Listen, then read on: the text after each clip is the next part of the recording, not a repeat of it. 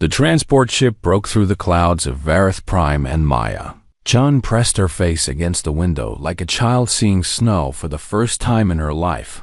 Below her stretched the Dominion Fleet Academy, a massive complex of silver towers and floating platforms that covered an area larger than most cities on Earth. She had seen pictures during her training back home, but nothing could have prepared her for the real thing.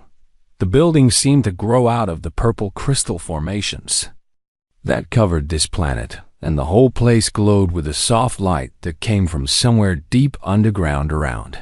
The other human cadets were also staring out the windows with their mouths hanging open and their eyes wide with wonder and fear. There were 12 of them in total, and they were the first humans ever allowed to train at the most famous military academy in the known galaxy. Maya was the oldest at 23 years, and she had been chosen to lead this small group of pioneers from Earth. She took a deep breath and tried to calm the nervous energy that buzzed through her body like electricity. The transport landed with a gentle bump, and the doors slid open with a soft hiss. Warm air rushed into the cabin carrying strange smells that Maya could not identify and sounds that seemed to come from everywhere at once. A tall figure stood waiting for them on the landing. Platform Commander Vrethkal was unlike anything Maya had ever seen in person. He stood over 7 feet tall, and his body was covered in a hard shell that looked like black armor, but was actually part of his body. His head was narrow and pointed with 2 large compound eyes that reflected the light like mirrors, where a human would have a mouth. He had a set of clicking mandibles that moved constantly, as if he was always chewing on something invisible. 2 additional arms grew from his sides below his main arms, and they folded against his body like an insect. At rest, Maya had studied his species during her preparation, and she knew that the Vrethkai were one of the founding members of the Galactic Dominion. They were proud, and they were powerful, and they had been conquering worlds when humans were still living in caves. The commander watched them exit the transport with an expression that Maya could not read, but she felt something cold in the way he looked at them. It was the same look she had seen on the faces of gang leaders back in Neo Shanghai when new kids wandered into their territory. It was the look of a predator sizing up prey. "Form a line," the commander ordered, and his voice came through the translator device on Maya's collar as a flat, mechanical sound. The 12 humans scrambled to obey, and Maya took her place at the front as their leader Vrethel walked slowly down the line and stopped in front of each cadet for a moment. His compound eyes seemed to take in everything about them, from the way they stood to the sweat on their foreheads. When he reached Maya, he stopped for longer than he had with the others. "You are the leader of this group," he said, and it was not a question. "Yes, Commander," Maya replied, and she kept her voice steady and her eyes forward. "Look at me when I speak to you, human." Maya turned her head and met his gaze directly. She had learned long ago that showing fear was the fastest way to become a victim. Whatever this alien saw in her eyes made his mandibles click faster. "Interesting," he said softly, and then he moved on. The tour of the academy took 3 hours, and Maya's legs were aching by the end of it. Vrethkal walked fast, and he did not slow down for the humans, who had to practically jog to keep up with his long strides. The other cadets at the academy stopped to stare. As they passed, Maya saw species she recognized from her studies, and many more that she had never seen before. There were tall, thin beings that seemed to be made of living crystal, and short, furry creatures with 6 legs and too many eyes.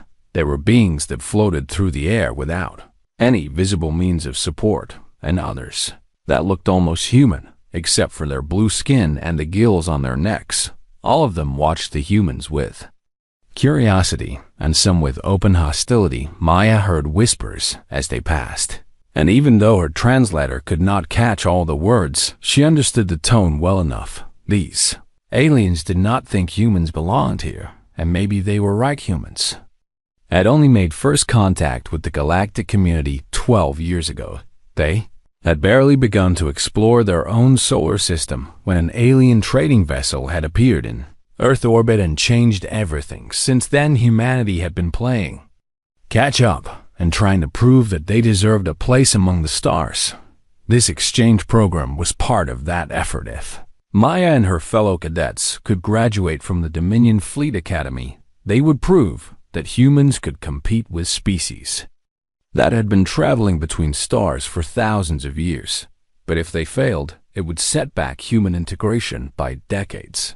No pressure, Maya thought to herself as Rethkal led them to their barracks. The human quarters were small and there compared to what Maya had seen of the other species housing. 12 bunks lined the walls, and a single bathroom was tucked into the corner. "You will wake at 4th bell," Rethkal announced from the doorway.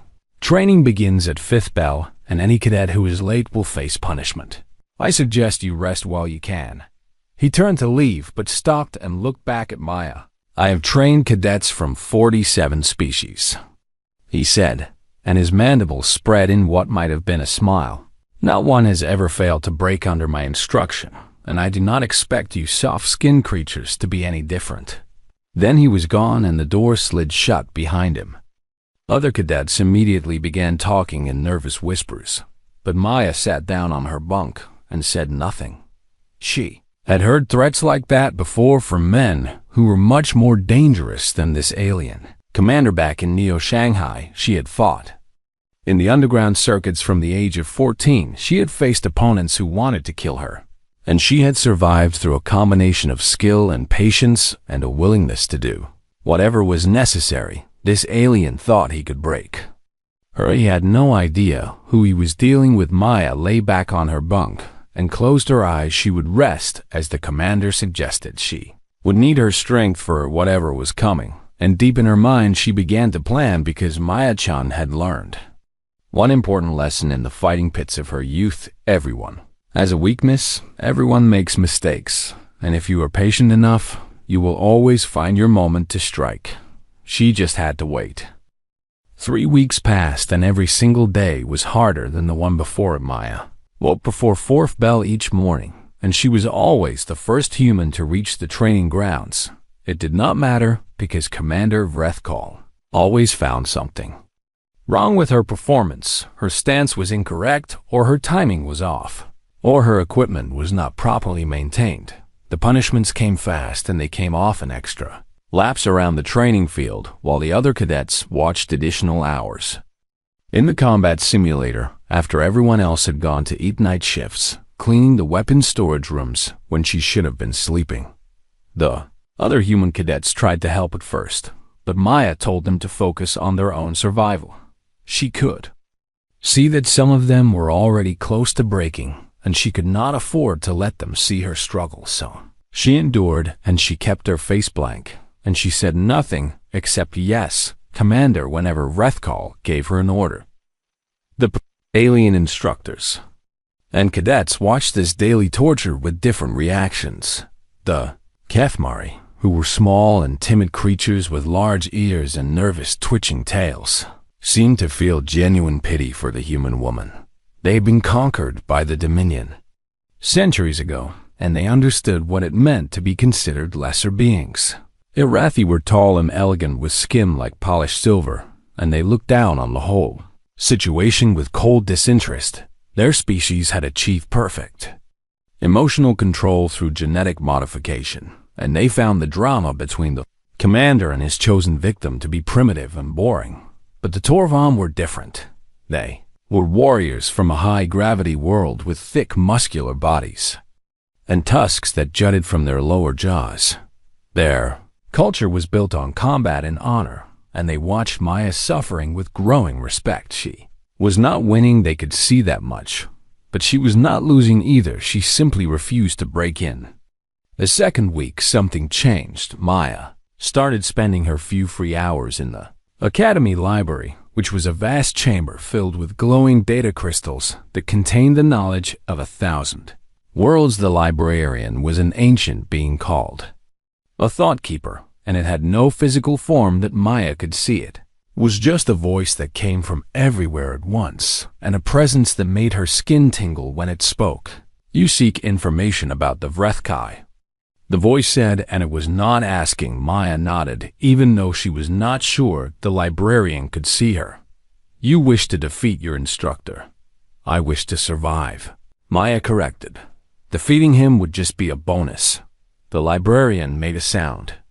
That might have been laughter, an honest answer and a rare thing in this place. Very well, human, I will help you. What do you wish to know? Maya spent 3 nights in the library, learning everything she could about Vrethkal's species. She learned about their biology and their culture and their history. She learned that they had a cluster of nerve bundles at the base of their skull that controlled their motor functions. She learned that they considered physical dominance to be the foundation of all social order, and she learned that striking a subordinate was technically against academy regulations, but that it was rarely enforced when the instructor belonged to a founding species and the victim was from a provisional member world. This last piece of information was the most important. It told Maya that Vrethkal might eventually cross a line, and when he did, she needed to be ready. The 3rd week brought the close combat evaluations. Every cadet would be tested on their fighting skills and paired against opponents from other species. Maya drew a Kathmari for her first match, and she won easily. The small creature was fast, but it had no real fighting experience, and Maya pinned it to the mat in less than 30 seconds. Second opponent was Ilrathi, and that fight was harder. The silver-skinned alien had reflexes that were almost too fast to see, and it fought with a cold precision that left no openings. But Maya had been fighting since she was a child, and she knew how to be patient. She let the Ilrathi attack, and then, when it finally overextended, she swept its legs and put it on the ground. The Ilrathi accepted its defeat with no visible emotion, but Maya saw something flicker in its eyes that might have been surprise. Her 3rd match was against a Torvan, and Maya knew she could not win. The alien was 3 times her weight and twice as strong, and its thick hide could shrug off blows that would break human bones. So she did not try to win, she just tried to survive. For 5 minutes she dodged and weaved and rolled away from attacks that would have crushed her skull if they connected. She landed a few strikes of her own, mostly to the Torvan's joints, where its armor was thinnest, but she knew she was doing no real damage. Finally, the timer rang, and the match was declared a draw. The Torvan looked down at her with something that might have been respect.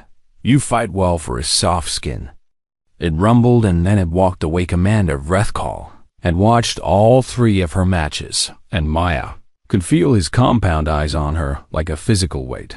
He was not pleased. She was supposed to be broken by now. She was supposed to be begging for mercy or requesting a transfer back to her primitive world. Instead, she was still standing and still fighting and still refusing to give him the dose satisfaction of seeing her fail. That night, Maya lay in her bunk and listened to the other humans sleeping around her. 3 weeks of abuse, and she had not shed a single tear. 3 weeks of punishment, and she had not complained once. She knew that Vrethkal was getting frustrated. She could see it in the way his mandibles clicked faster when she completed his impossible tasks. She could hear it in the sharpness of his voice when he gave her orders. He was going to do something stupid soon. She could feel it coming like a storm on the horizon. When that storm arrived, Maya-chan would be ready to show this alien exactly what humans were capable of. If she closed her eyes and slept deeply, tomorrow would bring new challenges. But tonight she rested and she prepared. And somewhere in her dreams, she was back in the fighting pits of Neo-Shanghai, learning the lessons that would save her life on a world 1,000 light years from home.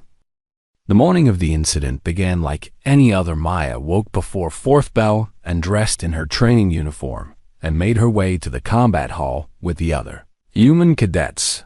The hall was already filling with students from a dozen different species, and the noise of clicking and chirping and rumbling voices created a constant background hum.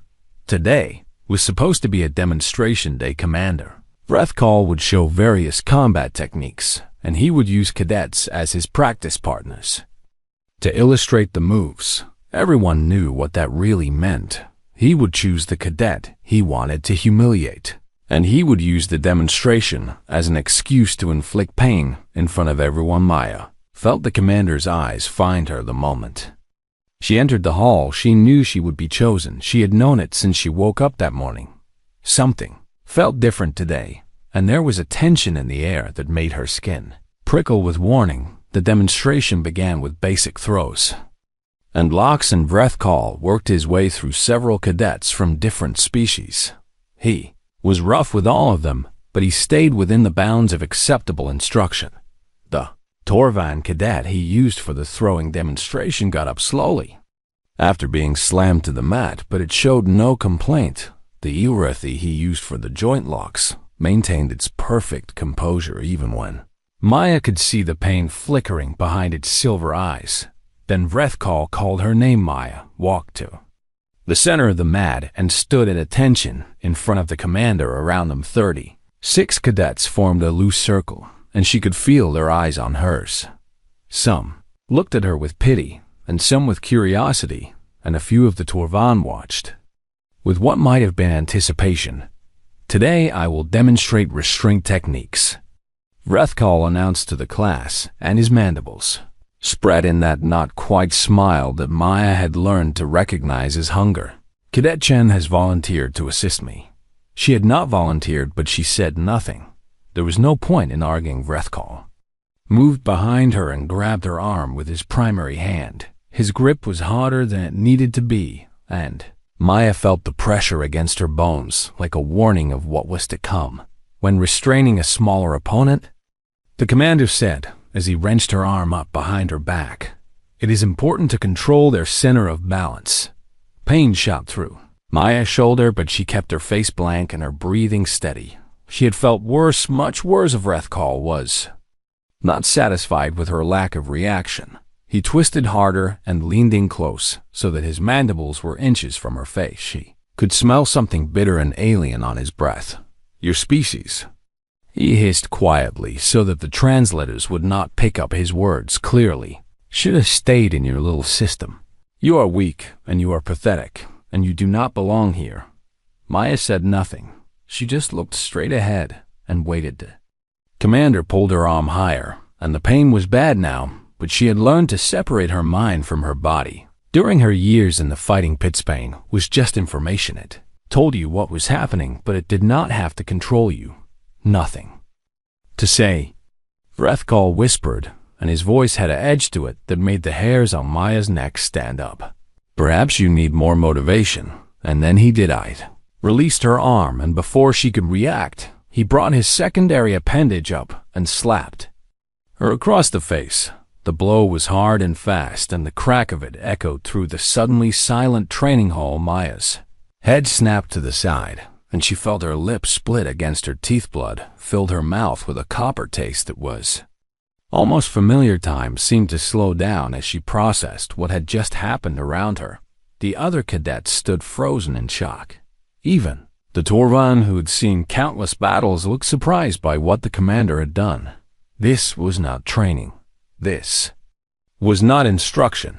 This was assault, and in that moment, Maya made a decision. She had been waiting 3 weeks for Vrethkal to make a mistake. She had been patient, and she had endured, and she had let him think that she was just another weak human who would eventually break. But he had crossed a line, and now it was time for him to learn why humans were called the persistent predators of the galaxy. Maya turned her head slowly back to face the commander. Blood dripped from her split lip and stained her uniform collar, but her eyes were calm and clear, and there was something in them that made Vrethkal hesitate for just a fraction of a second. In the fighting pits of Neo-Shanghai, Maya had learned many things. She had learned how to take a punch and how to throw one. She had learned how to read an opponent's body language and predict their next move. But the most important lesson she had learned was this: when the moment comes, you do not hesitate. You do not think, you act. And in the training hall of the Dominion Fleet Academy, surrounded by aliens who thought humans were weak and primitive and beneath them, Maya Chun acted. Her left hand shot up and grabbed the commander's extended secondary appendage before he could pull it back. Her right foot swept forward and hooked behind his primary leg, and as Vrethkal began to realize that something had gone terribly wrong, Maya used every ounce of strength in her compact human body to do what 3 weeks of abuse had made her desperate to do. She took him down. The commander's compound eyes went wide with shock as he felt his balance disappear. He was twice her size and 3 times her weight, but none of that mattered. Maya had learned her fighting skills from men who survived by defeating larger opponents. She knew exactly where to push and where to pull. She knew how to use an enemy's momentum against them, and she knew that the bigger they were, the harder they fell. Commander Vrethkal of the Dominion Fleet Academy hit the training mat with a crash that shook the floor, but Maya was not finished, not yet.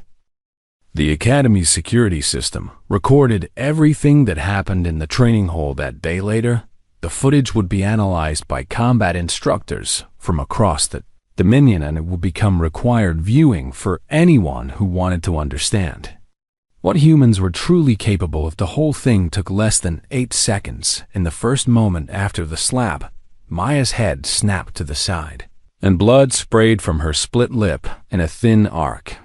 Any other species would have been stunned by the blow or would have frozen in shock at the violation of protocol. But Maya was not any other species. She was human. Humans had evolved on a world where hesitation meant death. Her body absorbed the impact the way a tree absorbs the wind by bending, but not breaking. Her muscles stayed loose and her feet stayed planted. And even as her head was still turning from the force of the slap, her mind was already calculating her response. By the time 1 second had passed, Maya was already in motion. Her left hand shot up and grabbed Vrethkal's secondary appendage with a grip that surprised the commander with its strength. Humans looked soft to most alien species with their smooth skin and their lack of natural armor. What those aliens did not understand was that human muscles were incredibly dense and that human grip strength was among the highest in the galaxy relative to body size. Vrethkal tried to pull his appendage back, but Maya held on with fingers like steel cables. At 2 seconds, Maya's right foot swept forward in a move that she had practiced 10,000 times in the fighting pits of Neo Shanghai. The sweep caught Vrethkal's primary leg just below the joint where his chitinous armor was thinnest. His leg buckled and he started to fall, but Maya was not just pushing him down, she was using his own weight against him. This was the secret that human martial artists had discovered centuries ago. You did not need to be stronger than your opponent. You just needed to understand leverage and momentum. And Timing Vrethkal weighed nearly 400 pounds, but none of that mattered when Maya redirected his center of gravity. At 3 seconds, the commander was airborne. His compound eyes went wide with shock and his mandibles spread in an expression that the watching cadets had never seen on a Vrethkai face before. It was fear. For the first time in his long career, Vrethkal understood that he had made a terrible mistake. He hit the mat at 4 seconds, and the impact shook the floor hard enough that several of the smaller cadets stumbled. But Maya was already moving. She had studied Vrethkai anatomy for 3 nights in the Academy library. She knew their strengths, and she knew their weaknesses, and she knew exactly where to strike to end this fight before it could become a battle. The nerve cluster was located at the base of the Vrethkai skull, where the chitinous armor plates met the softer tissue of the neck. It was a small target, barely larger than Maya's fist, but she had been hitting small targets under pressure since she was 14 years old. At 5 seconds, her hand came down in a precise strike that would have looked almost gentle to an untrained observer. There was no wind up and no dramatic motion, just a simple direct blow to exactly the right spot. Vrethkal's body jerked once and then went completely still. His compound eyes dimmed as his brain lost its connection to his motor functions. Was not dead. Maya had been very careful about that. She had used exactly enough force to shut down his voluntary muscle control without causing any permanent damage. He would wake up in a few minutes with a headache and wounded pride, but nothing worse. At 6 seconds, Maya stood up smoothly and stepped back from the unconscious commander. 7 seconds, she straightened her uniform with quick, efficient movements. Blood was still dripping from her lip, but she ignored it. At 8 seconds, she resumed the attention position that she had been in before. Vrethkal slapped her. Her face was calm, and her breathing was steady, and her eyes stared straight ahead, as if nothing unusual had happened. The training hall was completely silent. 36 cadets from 12 different species stood frozen in shock. And what they had just witnessed, a soft-skinned, short-lived creature from a backwater world at the edge of the galaxy, had just knocked out one of the most decorated combat instructors in the Dominion Fleet Academy, and she had done it in less time than it took most species to blink. The silence stretched for what felt like hours, but was probably only a few seconds. Then, a sound broke through the quiet. It was a clicking noise coming from the Torvan cadets. At first, Maya thought they were expressing anger or hostility, but then she recognized the rhythm. They were applauding in Torvan culture. This particular pattern of clicks was reserved for warriors who had proven themselves in combat against overwhelming odds. One by one, the other Torvan in the hall joined in until the clicking filled the air like rainfall.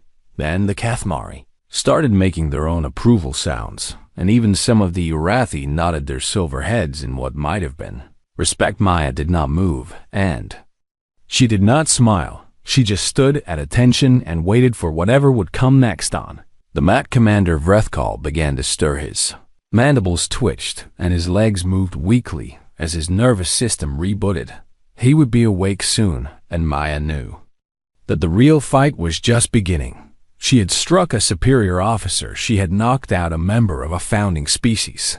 There would be consequences, but as Maya stood there with blood on her lips and victory in her heart, she found that she did not care. She had proven something important today, not just to the aliens who had doubted her, but to herself. Humans belonged among the stars, and anyone who thought otherwise would learn the truth the hard way. The tribunal convened in the Great Hall of Judgment, which was a massive chamber at the heart of the Academy. Columns of living crystal rose from the floor to the ceiling, and they pulsed with soft light that changed color based on the emotional state of the beings inside. Right now, they were glowing a deep orange, which meant tension and uncertainty. Maya stood alone in the center of the hall on a circular platform that was raised slightly above the floor. Around her sat the senior instructors of the Academy and representatives from a dozen different species. At the highest seat directly in front of her was Fleet Admiral Kosvrinth. Admiral was ancient beyond human understanding. Her species, the Ithkari, were among the first to achieve faster than light travel, and Kosvrin herself had been alive for over 3,000 years. She was small and frail-looking with papery skin stretched over delicate bones and eyes that seemed to contain the light of distant stars. But everyone in the room knew that her appearance was deceiving. Kosvrai had commanded fleets in wars that ended before human civilization began. She had made decisions that shaped the fate of entire species, and now she would decide what happened to Maya Chung. Commander Vrethkal stood to the side with a medical patch on his neck and murder in his compound eyes. He had recovered quickly from Maya's strike, but his pride would take much longer to heal. "We have reviewed the evidence," Admiral Kosvrin said, and her voice was soft, but it carried to every corner of the vast hall. "The security footage is quite clear on what occurred." Maya remained at attention and said nothing. "Commander Vrethkal," the Admiral continued, and she turned her starlight eyes toward the Vrethkai. "You struck a cadet under your supervision. This is a violation of Academy regulations. The human provoked me." Vrethkal snarled and his mandibles clicked with anger. She was disrespectful and insubordinate, and she needed to be disciplined. "I see no evidence of provocation in the footage," the Admiral replied calmly. "I see a cadet standing at attention while you twisted her arm far beyond what was necessary for instruction. I see you whispering words that your translator conveniently did not record, and I see you striking her face without any justification." Vrethkal's mandibles spread wide in outrage. "She is human," he said, as if that explained everything. Her species does not belong here, and everyone knows it. I was simply trying to encourage her to leave before she embarrassed herself further. And instead she embarrassed you." The words hung in the air, and Maya had to fight to keep her expression neutral. She had not expected the Admiral to take her side. "This is absurd." Vrethkal growled. "I demand that this human be expelled immediately. She attacked the superior officer, and she must face the consequences." "Admiral." Cosgrim was quiet for a long moment, and the crystals around the hall shifted from orange to a pale blue that indicated deep thought. "Cadet Chun," she said finally, and Maya felt the weight of 3,000 years of experience settle on her. "I have a question for you." "Yes, Admiral." "My tactical analysts have reviewed the footage of your response. They estimate that you could have killed Commander Vrethkal in approximately 4 seconds if you had chosen to do so." Maya said nothing, but she felt a chill run down her spine. "You targeted the nerve cluster at the base of his skull with precision that suggests extensive study of Vrethkai anatomy. You used exactly enough force to incapacitate him without causing permanent damage. This was not a reaction born of rage or fear. This was a calculated response executed with perfect control." The Admiral leaned forward slightly. "My question is simple. Why did you not kill him?" Every being in the hall went silent. Even Vrethkal stopped his angry clicking. Maya considered the question carefully before she answered. "He was not worth the paperwork, Admiral." For a moment, nothing happened. Then Admiral Cosgrim made a sound that Maya's translator rendered as laughter. It was a strange crackling noise that seemed to echo from somewhere deep inside the ancient being's chest. Maya had been told that no one had heard an White Halkari laugh in living memory. "Not worth the paperwork?" the Admiral repeated, and there was something almost like joy in her starlight eyes. "I believe that is the most human response I have ever heard." She straightened in her seat, and the crystals around the hall shifted to a deep green that indicated decision. "Here is my ruling. Commander Vrethkal, you are hereby stripped of your instructor credentials.